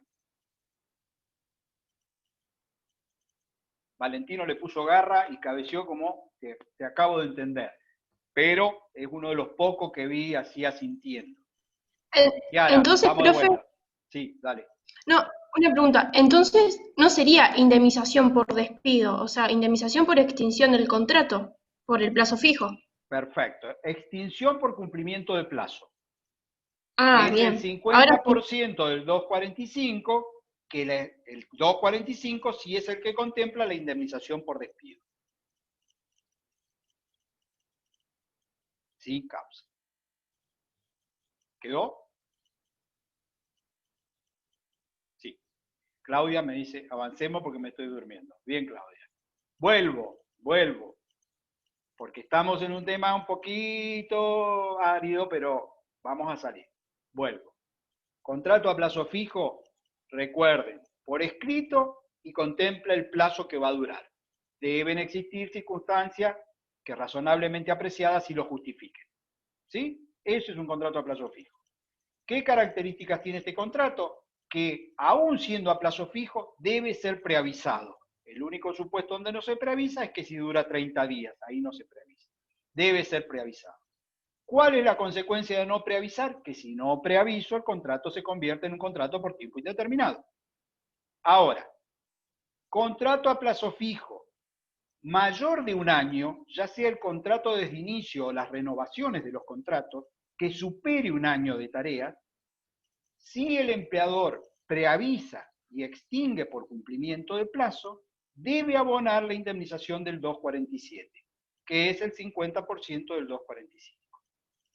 Si ese contrato no llegó al año y se preavisa y se extingue por cumplimiento de plazo, no se paga ninguna indemnización. ¿Sí?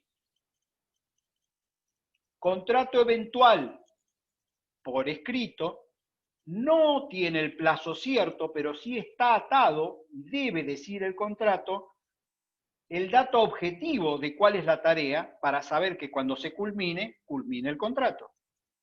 No lleva Profe, ahí dijo, preaviso. Sí, perdón. ahí dijo cuando estaba hablando de contrato eventual, que ese supuesto atado a obra o a tarea está determinado en una ley. ¿Cuál ley era?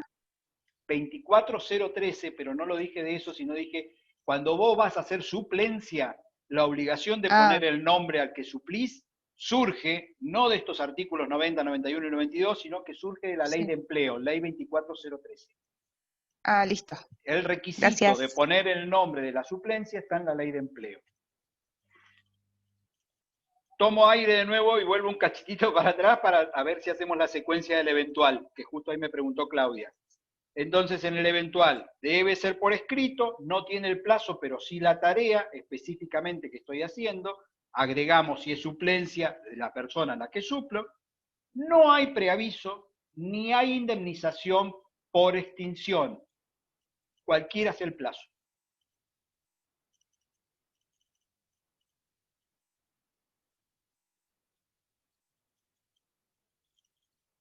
Conclusión. Si medianamente lo han entendido, verán que si yo tengo que tomar a alguien para suplencia, no solo porque no tenga certeza de cuándo va a venir el otro, sino porque el contrato a plazo fijo tiene el requisito del preaviso y tiene el riesgo de la indemnización, el empleador siempre recurre al eventual, porque el contrato eventual, cuando es válido su instrumentación, no tiene ni preaviso ni indemnización por la finalización. El contrato eventual a los fines del empleador es más beneficioso. ¿Estuvimos medianamente? Bueno, ahora vamos a hacer en 10 minutitos, porque ya con esto más o menos nos hemos acercado a lo que quería de la clase, vamos a hacer un paneíto de la ley contrato, cómo contempla y dónde está contemplado esto. El 90 dice, el contrato de trabajo se entenderá celebrado por tiempo indeterminado, salvo que su término resulte de las siguientes circunstancias. A, que se haya fijado en forma expresa y por escrito el tiempo de duración, requisito formal. B, que las modalidades de las tareas o la actividad razonablemente apreciada así lo justifiquen, requisito sustancial. La formalización de contratos por plazo determinado en forma sucesiva que exceda de las exigencias previstas por el apartado B de este artículo, convierte en el contrato por uno de tiempo indeterminado. Es decir, yo lo quiero renovar, pero no está más la situación excepcional que daba pie a eso, el contrato pasa a ser un contrato por tiempo indeterminado.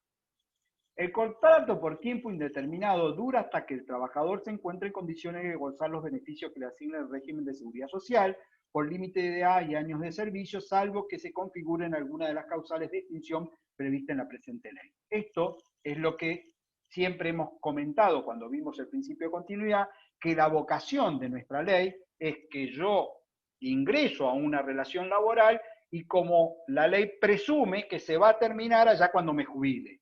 Eso no quiere decir que en la práctica ocurra eso, porque hay otras formas de extinción, pero lo que la ley pretende, el principio de continuidad por medio, es que dure hasta la jubilación.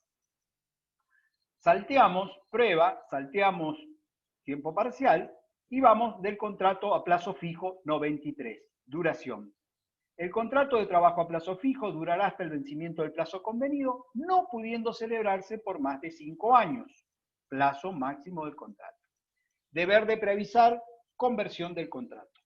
94. Las partes deberán preavisar la extinción del contrato con antelación no menor de 1 mes ni mayor de 2, respecto de la expiración del plazo convenido, salvo en aquellos casos en que el contrato sea por tiempo determinado y de duración inferior a 1 mes.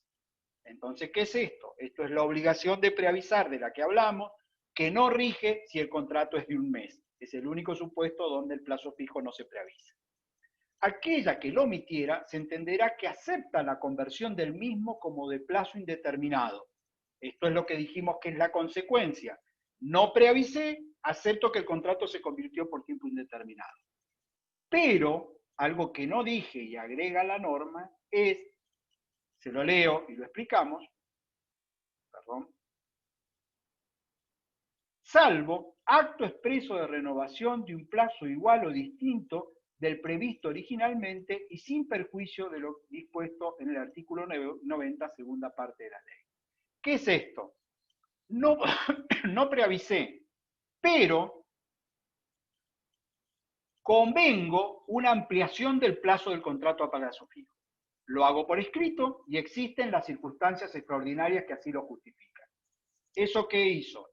No lo convirtió por tiempo indeterminado, sino que sigue siendo a plazo fijo por el nuevo plazo que he conferido. Observen que la norma no dice que sea un plazo mayor. Dice, salvo acto expreso de renovación de un plazo igual o distinto del previsto originalmente. Esto sí está en jurisprudencia y en doctrina analizado de que no puede prestarse al fraude. ¿Qué sería el fraude? Me olvidé de preavisar.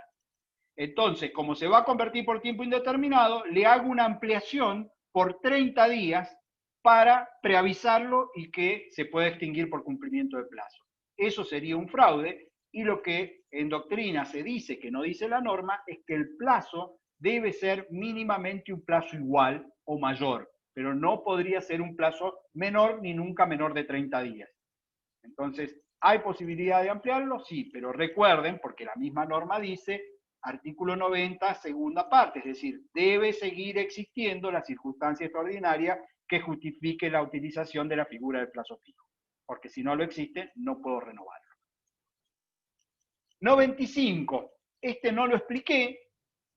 Si hasta acá llegaron vivos, traten de último esfuerzo y cerramos con el 95. En los contratos a plazo fijo, el despido injustificado dispuesto antes del vencimiento del plazo dará derecho al trabajador, además de las indemnizaciones que corresponden por extinción del contrato en tales condiciones, a las de daños y perjuicios provenientes del derecho común, la que se fijará en función directa de lo que justifique haber sufrido quien lo alegue, o las que, a falta de demostración, fije el juez o el tribunal prudencialmente por la sola ruptura anticipada del contrato. Cuando la extinción del contrato se produjere mediante preaviso y estando el contrato íntegramente cumplido, el trabajador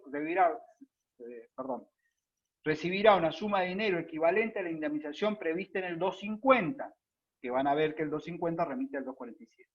En los casos del párrafo primero de este artículo, si el tiempo que faltare para el cumplimiento del plazo del contrato fuera igual o superior al que corresponde al preaviso, el reconocimiento de la indemnización por daño suplirá la que corresponda por omisión de este, si el monto reconocido fuese igual o superior a la de los salarios del mismo. Me imagino que lo entendieron por la cara que tiene Kiara, esta chocha, porque le quedó clarísimo el 95, y Yarel ni prende el micrófono para preguntar. Vamos por partes y ya terminamos, porque es un artículo que nos obliga a irnos a otros institutos, así que tranquilos. Son y 37, 8 minutitos y nos sacamos el 95 de encima, van a ver que lo entienden. Puede ocurrir que el empleador extinga sin causa antes del plazo convenido. Sí, puede ocurrir. Yo hago un contrato a plazo fijo, por escrito, las circunstancias están dadas por 6 meses. Y a los 2 meses extingo sin causa. Es decir, despido, o a los 3 o a los 4 despido sin causa. ¿Qué pasa en ese supuesto? Vamos al primer párrafo. Si el empleador extingue antes del cumplimiento del plazo, debe pagar la indemnización por despido. Primer cuestión. Y no queda ahí, sino que como yo tenía una expectativa de un plazo, porque así habíamos convenido, puedo reclamar el daño y perjuicio sufrido por la extinción ante tempus. Es decir, puedo, aplicando las disposiciones del derecho común, reclamar el daño y perjuicio que he sufrido. No lo dice expresamente el 95, pero en la práctica, ¿qué se toma como perjuicio sufrido? Los meses que no voy a cobrar de salario, como mínima. Pero esa es la solución que da la ley. No, la ley dice, como todo daño, el daño que invoque y pruebe, que puede ser mayor o puede ser menor. No lo limita, no dice que sean los meses. Yo digo, en la práctica se suelen tomar los meses. Pero puede ocurrir que el daño que se demuestre sea mayor. En tal caso, como es una acción de daño y perjuicio, en la medida que lo pruebe, va a proceder. O puede pasar que no haya daño, aún con la ruptura antitempus. Si el empleador prueba de que yo no sufrí daño, no va a pagar ningún daño y perjuicio. Pongo ejemplos para que entiendan esto que acabo de afirmar. Supongamos que tomamos a un profesional de Buenos Aires para trabajar en el petróleo por una tarea que justifica su contratación a plazo fijo, lo hacemos con un contrato a 12 meses, las circunstancias existen, se viene con toda su familia, saca a los chicos que están escolarizados, alquila una casa en Neuquén, se instala y a los 3 meses le despedimos sin causa. Extinguimos el contrato sin causa. Es un contrato a plazo fijo, pero lo extinguimos sin causa. Perfecto. Vamos a pagar las indemnizaciones de ley por despido, como dice, perfecto. Ahora, viene este ingeniero y demuestra que él tuvo que pagar la penalización por el contrato de alquiler que tuvo que rescindir. Volver a hacer la mudanza cuando no estaba previsto que hiciera la mudanza. Los chicos en el colegio tuvo que pagar la matrícula de todo el año porque para que lo tomaran en Buenos Aires de nuevo tuvo que pagar la matrícula. Demuestra todo ese daño, es una acción de daño y perjuicio. Si lo prueba, lo va a poder reclamar. Entonces el 95 remite a la aplicación del daño y perjuicio civil. Doy el ejemplo ahora al revés. Yo, en la misma circunstancia, contrato a esta persona y a los 3 meses la despido sin causa. Viene y me reclama daño y perjuicio. Y yo, que soy la empresa, digo, escúchame, ¿qué perjuicio? Si vos entraste a trabajar al otro día para la competencia con un sueldo que es el doble de lo que tenías para mí, la casa no pagaste penalidad porque te quedaste en la misma y no hubo problema con los pibes porque no te tuviste que mudar. O sea, no sufriste perjuicio. Si no sufriste perjuicio, no hay indemnización. ¿Se entiende eso? El artículo 95 remite a la aplicación de los daños y perjuicios en la ruptura antitempus del Código Civil y Comercial. Por lo tanto, va a haber que probar. Ahora, el último párrafo es un poco más complejo, porque este artículo está vinculado con la extinción de los contratos tanto a plazo fijo como del contrato eventual. Entonces, lo que vamos a hacer, por desgaste horario, es no vamos a explicar este último párrafo, sino que lo voy a desarrollar cuando veamos contrato eventual, para que entiendan los alcances de cómo es que se absorbe el preaviso con el daño cuando lo que falte es menor a 30 días, que eso es lo que dice la norma. Pero lo voy a explicar con el eventual porque ahí lo van a terminar de visualizar. Temporada es lo que no hemos dado, y permítanme saltear rápidamente, y llegar, aquí sí, al fin, que es el eventual. Cualquiera sea su denominación, se considerará que media contrato de trabajo eventual cuando la actividad del trabajador se ejerce bajo la dependencia de un empleador para la satisfacción de resultados concretos tenidos en vista por este, en relación a servicios extraordinarios determinados de antemano o a exigencias extraordinarias y transitorias de la empresa, explotación o establecimiento, toda vez que no pueda preverse un plazo cierto para la finalización del contrato. Se entenderá además que media tal tipo de relación cuando el vínculo comienza y termina con la realización de la obra, la ejecución del acto, la prestación del servicio para el que fue contratado el trabajador. El empleador que pretenda que el contrato inviste esta modalidad tendrá a su cargo la prueba de su aseveración. Es la definición del eventual y los beneficios, cómo se aplican, eso lo vamos a ver luego porque es la remisión al contrato a plazo. Bien. No se vayan, ya están agotados, pero quédense ahí. Clase de hoy, objetivo, terminar con teletrabajo, cosa que hicimos, e empezar con modalidades. ¿Por dónde empezamos por modalidades? Por contratos a plazos o a términos. Esto es contrato de plazo fijo y contrato eventual. Eso es lo que hemos desarrollado en la clase de hoy. Nos está quedando para la próxima clase temporada, y cuando terminemos modalidad de temporada, vamos a rever todo esto en unos 20 minutos para evacuar todas las dudas que puedan quedar. ¿Les parece? Tienen cara de agotado. ¿Qué les pasa? Ustedes son los jóvenes, yo soy el viejo. Es viernes, profe. Por eso es viernes. Me imagino, Por hoy eso, ya está, boliche, ¿no? Ya joda, está. el Día del Estudiante. Ah, me estaba olvidando. Día del Estudiante. El lunes no va a haber clase, el doctor Cosentino decidió de que ustedes se van a tomar el día de la primavera, no sé, así que no hay clase el lunes. El miércoles va a dar Sergio, creo que va a dar miércoles y viernes, pero el lunes no hay. Así que yo lo pongo ahora en la Pelco para que no quede colgado. Buen fin de semana para todos, que la pasen lindo. Chao, profe. Chao, chao. Gracias.